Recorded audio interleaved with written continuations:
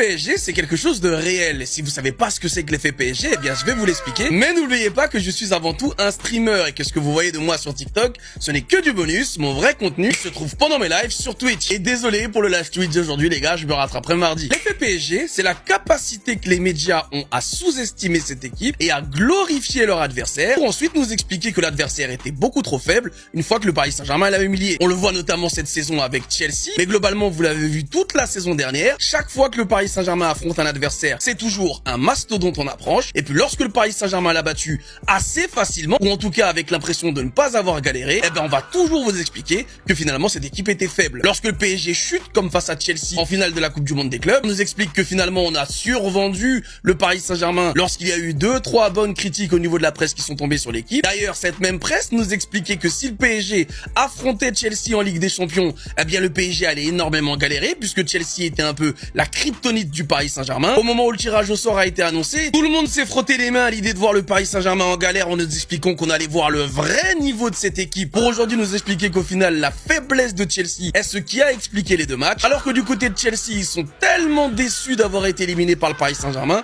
que Liam Rosseignor est aujourd'hui sur la sellette. L'effet Paris Saint-Germain s'accompagne également d'effets secondaires, c'est-à-dire que lorsqu'on t'a survendu face au Paris Saint-Germain, une fois que le PSG t'a backshot, tu n'arrives plus à marcher droit, tu perds généralement tous les matchs entre et après avoir affronté le PSG. C'est également ce qui est en train d'arriver à Chelsea et ce qui explique aussi évidemment que Liam Rosseignor va sûrement bientôt se faire virer. C'était ce qui était arrivé à Arne Slot avec Liverpool, qui était survendu face au Paris Saint-Germain. Rappelez-vous même, on nous avait même expliqué que le match dégueulasse qu'avait fait Liverpool au Parc des Princes, c'était la tactique d'Arne Slot, parce qu'encore une fois malheureusement ça arrache la bouche à ces personnes de valoriser le Paris Saint-Germain. Donc c'est lui qui devait sauver Chelsea lors du match aller entre le Paris Saint-Germain et les Blues. N'oubliez pas que je suis avant tout un streamer et que ce que vous voyez de moi sur TikTok, ce n'est que du bonus. Mon vrai contenu, il se trouve pendant mes lives sur Twitch. Robert Sanchez, on vous avait prévenu, hein, c'était un gardien qui faisait énormément de boulettes, mais vous ne le saviez pas parce que vous ne regardez pas les matchs de Chelsea. Les vrais supporters de Chelsea, ceux qui connaissent vraiment leur équipe,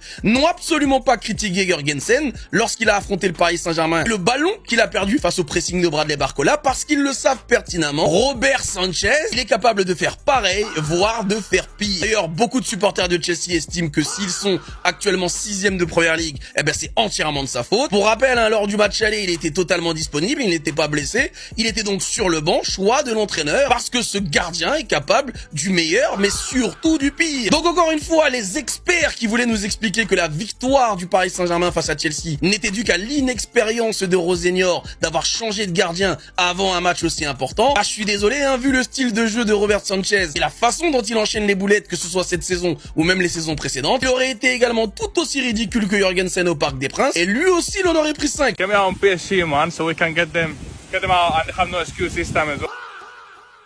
Non les gars, Seny Mayulu, tu vas devoir être absent 2 semaines suite à une blessure lors de ce match face à Nice. Encore une fois on perd un joueur, et les gars là on perd un joueur au mauvais moment, parce que là on arrive à un moment clé de la saison. Il y a une série de matchs très importante qui arrive, et de perdre Seny Mayulu, forcément, c'est pas bon du tout. Surtout à ce moment-là de la saison, parce que victime d'une lésion au mollet droit, Seny Mayulu devra être absent lors de ces 2 prochaines semaines. Attention les gars, faut pas oublier que cette saison, pour Seny Mayulu, c'est sa 4e blessure. Regardez ça, c'est la 4e blessure de Seny Mayulu cette saison. Blessure des adducteurs, blessure à la cuisse, blessure au mollet et une nouvelle fois actuellement, blessure au mollet. C'est la 2e blessure au mollet pour Seny Mayulu. En tout cas, on souhaite un très bon rétablissement à notre jeune chichi parisien Seny Mayulu et on espère qu'il va être de retour le plus rapidement possible sur les terrains avec le Paris Saint-Germain. Parce que forcément, perdre un joueur, c'est pas bon du tout les gars. Surtout comme j'ai dit dans cette période, on va enchaîner des matchs très décisifs. Lens, Liverpool, Lyon, pour le championnat, devoir alterner entre championnat et Ligue des Champions. Donc les gars, l'enchaînement va être quand même très costaud. On espère que Seny va être de retour avec le Paris Saint-Germain. On est ensemble. Ici Paris et Parisien en rien. Incroyable, c'est incroyable les gars. Bon, je pense qu'on s'y attendait quand même. Zinedine Zidane a accepté d'être le nouveau sélectionneur de l'équipe de France. Et en plus de ça, ce qu'on apprend les gars, c'est qu'il y aurait même un accord verbal entre lui et la Fédération Française de Foot. C'est incroyable, on s'y attendait. Parce que ça parlait beaucoup de ça en ce moment les gars. Zinedine Zidane, c'est lui qui va succéder à Didier Deschamps. Et ben là les gars, je pense qu'on a plus ou moins la réponse. Zinedine Zidane va bel et bien devenir le prochain entraîneur de l'équipe de France. Et ça, c'est incroyable. Légende du football et surtout légende du football français. Zizou, les gars. Zinedine Zidane, qui a marqué l'histoire du football. Sûr, par contre, si Zidane reprend l'équipe de France, c'est pas tout de suite, les gars. C'est au minimum après la Coupe du Monde. Faut que, bien sûr, Didier Deschamps, actuel sélectionneur de l'équipe de France, annonce son départ. Pour que ensuite, Zinedine Zidane envisage de prendre ce poste. Actuellement, ce n'est pas du tout d'actualité. Puisque là, les gars, pour rappel, il y a la plus grande prestigieuse des compétitions qui arrive. La Coupe du Monde, les gars. La Coupe du Monde 2026. Donc forcément, il faut être focus sur ça. Mais en tout cas, ça donne une petite réponse pour la suite en équipe de France, puisque Zinedine Zidane serait probablement le prochain entraîneur de l'équipe de France. C'est fort Zizou, on est ensemble, allez les Bleus. Là, forcément que j'allais en parler, Zabarni, qui malheureusement une nouvelle fois face à Nice, a réalisé une très mauvaise performance. Barni, ça fait quand même un moment qu'il arrive au Paris Saint-Germain. Ça veut dire qu'on n'a plus l'excuse de dire oui, faut lui laisser le temps, de s'adapter, tout ça les gars. Pour rappel, il est arrivé quasiment en même temps que Lucas Chevalier. L'excuse de lui laisser encore un peu de temps n'est plus valable. Au jour d'aujourd'hui, j'ai compris ce qui ne va pas pour Zabarni. C'est qu'en fait, je pense qu'il n'est pas compatible avec le jeu de Luis Enrique. Ça ne va pas du tout. On l'a bien vu contre Nice, les gars. Défensivement, c'est très fragile. Et en termes de relance de jeu, c'est très très fragile également. Donc en fait, Zabarni, les gars, il a énormément de mal au Paris Saint-Germain. Actuellement, je pose la question. Est-ce que Zabarni peut-il réellement être le grand successeur de notre légende du Paris Saint-Germain, Marquinhos? Les gars, moi je vous le dis actuellement, c'est impossible. C'est impossible. Déjà, quand il est titulaire, William Pacho est obligé de défendre pour deux, les gars. Forcément, ça met beaucoup plus William Pacho en difficulté. Ça, ce n'est pas bon du tout, les gars. On espère que Zabarni va élever son niveau de jeu par la suite, parce que là, ce qu'on voit, les gars, c'est très très décevant. Malheureusement, pas du tout positif pour la suite, les gars. Aucun débat possible. Nuno Mendes est actuellement le meilleur au monde à son poste. Juste, on se rend compte du niveau qu'il propose de match en match. Que ce soit un match de Ligue des Champions, que ce soit un match de Ligue 1, peu importe les gars, il est toujours à 100% et il mouille le maillot pour le Paris Saint-Germain. Les gars, c'est exceptionnel. Ce qui me choque le plus chez Nuno Mendes, c'est qu'il sait tout faire. Regardez juste ça. Vous voyez le 11 de départ qui est derrière moi? C'est le 11 de départ du Paris Saint-Germain lors de ce match face à Nice hier soir. Regardez où Nuno Mendes est placé. En tant qu'attaquant gauche. Le mec, il est latéral gauche, mais il peut jouer également en tant qu'attaquant gauche. Et au-delà de ça, c'est un joueur qui est très complet à tous les aspects. La vitesse, la technique, la finition, la manière d'avoir la vision sur le jeu. C'est juste exceptionnel. Et tout ça qui fait de lui actuellement le meilleur au monde à son poste. Il n'y a pas mieux, les gars. Citez-moi un joueur qui peut rivaliser au jour d'aujourd'hui avec lui. Personne. Personne. Ce mec-là est exceptionnel. C'est incroyable. Déjà, il y a quelques années, il était vu comme un joueur de haut niveau. De très très haut niveau. Mais là, aujourd'hui, dans ce Paris Saint-Germain-là, dans le Paris Saint-Germain de Luis Enrique, où le collectif est exceptionnel, en train de briller incroyablement bien. Et il monte en puissance. Son niveau, il s'arrête pas, les gars. Jour en jour et de match en match, il monte son niveau. C'est incroyable. Nuno Mendes est actuellement le meilleur au monde à son poste. Il n'y a pas mieux. On est ensemble, Nuno. Ici Paris et Parisien ou rien. Beau record pour notre coach du Paris Saint-Germain, Luis Enrique.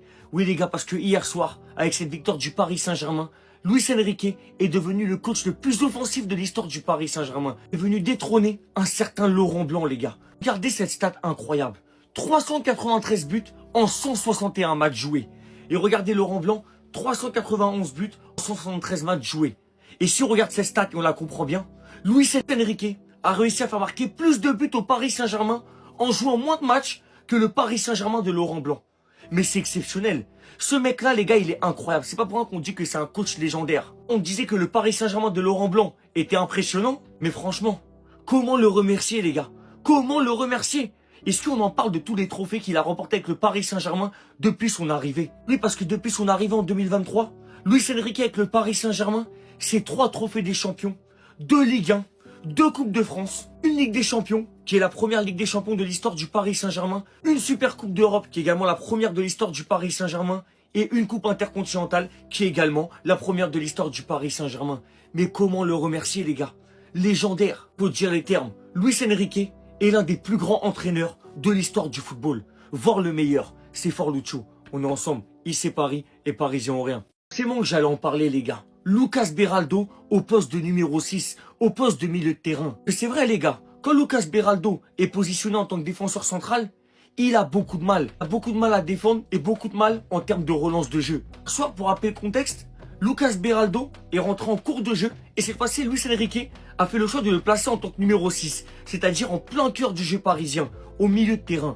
Et les gars, franchement, je peux vous le dire, c'est une masterclass. C'est nickel. Et ce que j'ai apprécié chez Lucas Beraldo à ce poste-là, en fait, il se prenait pas la tête. Dès qu'il avait le ballon, il relançait le jeu tranquillement.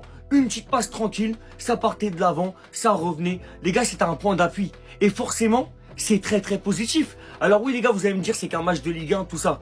Mais quand même les gars, ça fait plaisir. Ça fait énormément plaisir. Que si on prend bien en compte la performance de Lucas Beraldo hier au poste de milieu de terrain, je pense que Luis Enrique comptera le remettre à ce poste-là. Parce que franchement, ça fait plaisir. Lucas Beraldo, qui est un joueur qui reçu pas mal de critiques au Paris Saint-Germain. Et bah là, les gars, je peux vous le dire, hier soir, et tous ravis. C'était vraiment super. Performance incroyable de la part de Lucas Beraldo. Ça fait plaisir. On est ensemble, Lucas. Ici Paris et Parisien en rire. Moi, les gars, je suis pas d'accord. Je suis pas d'accord quand on nous dit que Luis Enrique fait face à un nouveau dilemme concernant Nuno Mendes en attaquant gauche. Alors oui, il peut dépanner à ce poste, les gars. Mais on va pas jouer avec Lucas Hernandez latéral gauche, du moins sur des grosses échéances de Ligue des Champions. En plus de ça, contre Nice, quand il était décisif, il partait quand même de loin, pas loin de sa position de latéral. Et on va pas se mentir, dans un monde où on joue des attaquants qui vont super vite, avoir un Nuno Mendes en latéral, ça nous sert pour les retours, ça nous sert pour beaucoup de choses. Alors moi, je pense pas que c'est l'idée de Luis Enrique, hein. Loin de là, je pense que c'est juste les journalistes qui blablatent. Parce que c'est déjà arrivé à plusieurs rencontres que Luis Enrique mette Nuno Mendes, enfin avance Nuno Mendes après un changement. Mais je pense pas qu'il est dans la tête de le faire démarrer à ce poste. Vous savez les gars, être remplaçant au Paris Saint-Germain, c'est pas une punition. Surtout pour Kang In-lee, qui joue énormément. Mais le registre titulaire, c'est pas fait pour lui au PSG. Je vous l'ai toujours dit. Kang In-lee, c'est 60e minute, quand le Paris Saint-Germain a la possession, parce qu'il a la qualité technique, il a la qualité de conservation, il a la qualité de placement, et il est redoutable à ce moment-là du match. Parce que les défenseurs sont peut-être un peu plus fatigués, parce qu'il court derrière le ballon déjà depuis un petit moment. Et c'est là qu'il est très fort, les frérots. Là qu'il est très fort. Du coup, Kang In-lee, titulaire, c'est bien de faire des propagandes. Mais est-ce que ça dure tout au long du match? Contre Nice, on va pas dire qu'il a été mauvais, mais il a été quelconque. Il était quelconque, voilà. Il n'a pas sorti quelque chose de plus, quelque chose de moins. Mais par contre, il serait rentré à la 60e minute. Kang In-lee, il aurait été certainement décisif. Des fois, les gars, comme j'ai dit, c'est pas une punition d'être sur le banc. Aujourd'hui, avec le football actuel, surtout avec Luis Enrique, tu peux être remplaçant et un joueur très très important. Et Kang In-lee fait partie de ces joueurs-là. Frérot, dès l'année dernière, on voyait déjà Luis Enrique tester Nuno Mendes en fin de match ailier gauche. Et ça nous a plu. Dans certains matchs, franchement, ça nous a plu parce que ça a amené des passes D, ça a amené des bonnes fins de match, surtout de Nuno Mendes. Mais là, on voit que Lucas Hernandez, défensivement, ça devient de plus en plus solide. C'est très très fort les entrées, il amène beaucoup de personnalité, il a retrouvé son physique et franchement, il sert énormément en sortant du banc ou titulaire dans certains matchs en championnat. Mais là maintenant, je pense qu'il est même prêt à être titulaire en Champions League et pourquoi pas Nuno en ailier gauche en étant titulaire. Parce qu'on sait que hier, il était ailier gauche, à un moment, il s'est mis un peu au milieu de terrain et Mayulu s'est mis ailier gauche. Ça veut dire qu'ils ont aussi cette variété de bouger un peu à gauche, à droite. Et Nuno, il est intenable. Il est intenable avec son physique, sa technique, son altruisme devant les buts aussi. Franchement, les gars, c'est du sur-mesure. Luis Enrique, et encore une fois, il est trop fort, les gars. Il est trop fort. Parce que Nuno Mendes, là, s'il joue plus haut contre Liverpool, ils vont péter leur tête. Ils vont péter leur tête. Ils vont se dire, mais comment on va faire? Salut les gars, comme vous savez, le Paris Saint-Germain a joué un match face à Nice samedi dernier et s'est imposé 4-0. Les deux ombres au tableau étaient la blessure de Seny Mayulu qui est sorti en boitillant et aussi Lee Kang-in qui a subi une grosse semelle et qui est sorti avec de la glace sur la cheville. Sachant que les grosses échéances arrivent pour le Paris Saint-Germain qui va jouer une double confrontation face à Liverpool en quart de finale, je vous mens pas que j'étais un petit peu en panique, sachant que Seny Mayulu revenait très bien, il a été buteur face à Chelsea, il faisait du bon jeu. Et Lee Kang-in il fait une saison extraordinaire qui est au top avec le Paris Saint-Germain. Les deux qui sortent blessés, sachant qu'on a déjà Bradley Barcola qui est blessé, ça me faisait un peu peur. On a appris des nouvelles sur les deux joueurs. La bonne nouvelle, c'est que Lee Kang-in n'est pas blessé, il va bien, il sera sûrement ménagé avec son premier match avec son pays national, la Corée. Il ne jouera pas, bon ça c'est plutôt positif pour le Paris Saint-Germain, mais il n'est pas blessé, il va bien. En revanche, Seny Mayulu qui est sorti blessé au mollet droit hier, souffre d'une lésion au mollet. Le Titi parisien manquera 2 semaines de compétition, donc là il est blessé,